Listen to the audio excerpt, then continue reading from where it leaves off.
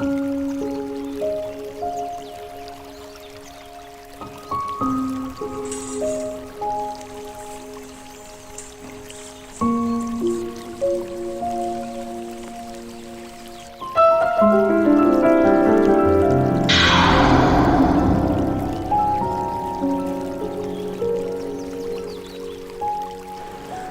সকাল।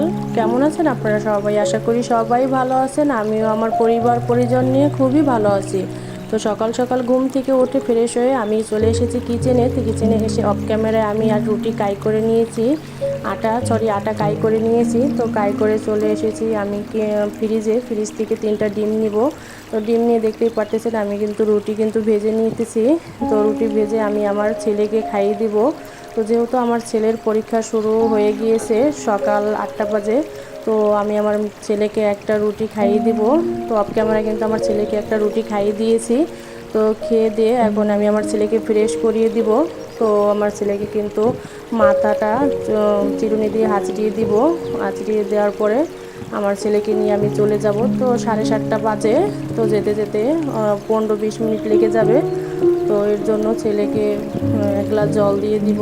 ছেলে বলছে মা আমি জল খাবো, তো ছেলেকে আমি একটু জল দিয়ে দিব। তো এখন আমি আমার ছেলেকে নিয়ে বের হয়ে যাব। তো আমার মেয়ে যেহেতু ঘুমিয়ে আছে, ওর বাবার সাথে থাকবে, তেমন কোনো সমস্যা হবে না। তো আমি আমার ছেলেকে কিন্তু স্কুলে দিয়ে দিয়ে আসব।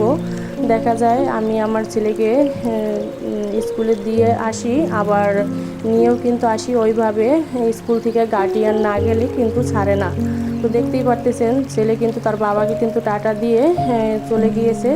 তো আমি স্কুলের সামনে ফ্রেশ টাটকা যে শাকটা পাওয়া যায়, কলমি শাক, আরও অনেক পদের শাক কিন্তু পাওয়া যায়। তো আমি চিন্তা করলাম অনেক দিন যাবৎ কলমি শাক খাওয়া হয় না, তো 2 মুঠা শাক নিয়ে যাই। এটা যেহেতু দুপুরবেলা গ্যাস থাকে না ওইভাবে, তো গ্যাস আসতে আসতে 3টা-4টা বেজে যায়। তো আমি চিন্তা করলাম শাকগুলো বেছে রেখে দেই ফ্রিজে, কাজ যেহেতু নেই। তো শাকগুলো বেছে আমি ফ্রিজে রেখে দিব। আর ময়লাগুলো কিন্তু আমি আমার বালতিতে কিন্তু রেখে দিয়েছি। দেখা যায় এইভাবে যদি কাজ করে নেওয়া যায় তো অনেকটাই কিন্তু কাজ কিন্তু এগিয়ে নেওয়া যায়। বাচ্চা পোলাপান ঘরে থাকলে কিন্তু কাজ কিন্তু সময়ের মতো সময় গুছিয়ে নিলে টেকনিক করে কিন্তু অনেকটাই কাজ কিন্তু কমে যায়। তো দেখতেই পারতেছেন আমি শাক কিন্তু পলিতে বেঁধে আমি এখন ডিপ ফ্রিজে নর্মাল ফ্রিজে রেখে দিব। আমি প্লিজ আমার ভিডিওটি আপনাদের কাছে যদি কোনো অংশে ভালো লেগে যায় চাইলে আমার ভিডিওতে একটি লাইক করে দিবেন। আর যদি খুব বেশি ভালো লেগে থাকে চাইলে আমার চ্যানেলটিকে সাবস্ক্রাইব করে দিতে পারেন। পাশে থাকা অল অপশনটি প্রেস করে দিবেন যাতে নতুন নতুন ভিডিও ছাড়ার সাথে সাথে আপনাদের কাছে নোটিফিকেশন চলে যায়। তো এই আমি স্নান করতে যে প্রতি শুক্রবারে চলে যাই, তো এখানে দেখলাম আমাদের পাশেই বাড়িতে একটা বিয়ে হয়েছে। তো এই জায়গা কিছু জল নিতে আসছে দিদিরা। তো নববধূকে যেহেতু স্নান করানো হবে, তো সবাই মিলে কলসি নিয়ে কিন্তু জল নিতে এসেছে। দেখতেই পারতেছেন আপুরা কলসিগুলো কিন্তু অনেক সুন্দর সাজিয়েছে, তাই না? এটা কিন্তু দেখতে কিন্তু অনেকটাই ভালো লাগে। আর ছোট ছোট পোলাপান কিন্তু অনেকটাই উপভোগ করতেছে, যে এরকমভাবে কিন্তু কখনো তারা দেখেনি। তো দেখতেই পারতেছেন আপুরা কলসি নিয়ে কিন্তু সবাই চলে এসেছে। এই জায়গা নববধূকে যেহেতু স্নান করানো হবে তাই জল নিতে এসেছে। একটা মেয়ের জীবনে গুরুত্বপূর্ণ হচ্ছে একটা বিয়ে বন্ধন, তাই না আপুরা? আমাদের হিন্দু সম্প্রদায়ে কিন্তু এটা কিন্তু সবার জীবনেই হয়ে থাকে, সব মেয়েদের জীবনেই হয়ে থাকে।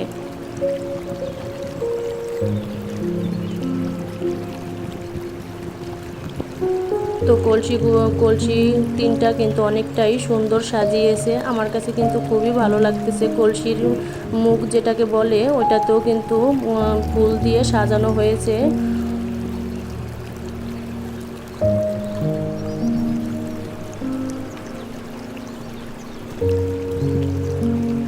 তো আমাদের এই জায়গাতে অনেক বড় একটা মন্দির আছে। তো এই মন্দিরেই সবাই আসে ঠাকুর পুজো দিতে, কালী পুজো যেটা বলে।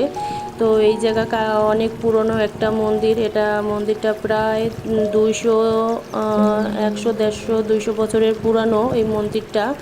তো সবাই আসে এই জায়গাতে। আর দেখতেই পারতেছেন আপুরা, আমার মেয়ে কিন্তু খালি পায়ে কিন্তু হেঁটে যেতেছে, এটাকে কিন্তু অনেক উপভোগ করতেছে আমার মেয়ে। আমার মেয়ের ফার্স্ট এইটা একটা বিয়ের অনুষ্ঠান বলতে চলা যায়। তো দেখতে দেখতে বিকালবেলা হয়ে গিয়েছে। তো বিকালে আমি আমার মেয়েকে নিয়ে হাঁটতে বের হয়েছি। তো মেয়ে কিন্তু আমার কিন্তু অনেকটাই খুশি যে সব সময় কিন্তু ঘরে বন্দি হয়ে থাকে, ওইভাবে ছোট পোলাপান নিয়ে বের হওয়া হয় না। তো চিন্তা করলাম যে নিয়ে একটু বের হই, শরীরটা মনটা দুটাই কিন্তু অনেক ভালো লাগবে। তো দেখতেই পারতেছেন আমার মেয়ে কিন্তু আমার হাত কিন্তু ছেড়েই কিন্তু সে হাঁটতে অনেক বেশি স্বাচ্ছন্দ্য বোধ করে। তো আমার মেয়ে কিন্তু জল দেখলে পাগল হয়ে যায়, সে কিন্তু জলে নেমে যাবে।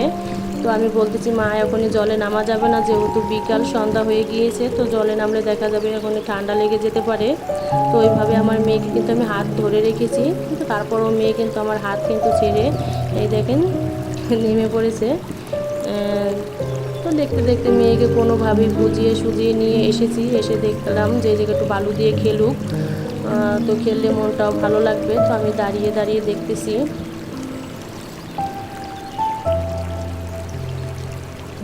আমার ভিডিওটি যদি ভালো লাগে কমেন্টের মাধ্যমে জানিয়ে দেবেন। আসসালামু আলাইকুম।